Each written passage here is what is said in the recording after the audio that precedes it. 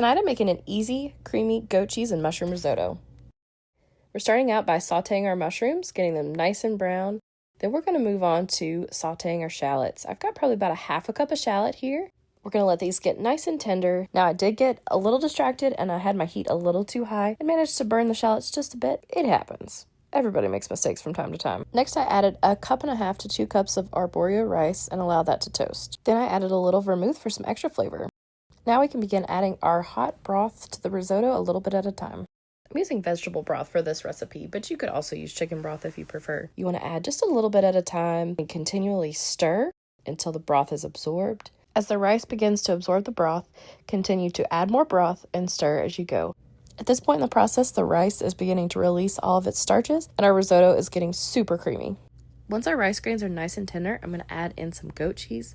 This is going to make the dish even creamier and add a great flavor. Check for seasoning at this point. I added plenty of garlic salt and some pepper as well. Now our mushrooms are going to go into the pot. We're just going to mix the mushrooms together. So remember those burnt bits of shallot from earlier? Fortunately, I was able to pick most of them out as I stirred my risotto, and it made for a much nicer presentation there at the end. Now our risotto is ready to serve. Let's see what my husband thinks. Oh, it was incredible. Good, glad you liked it. Y'all go give this one a try.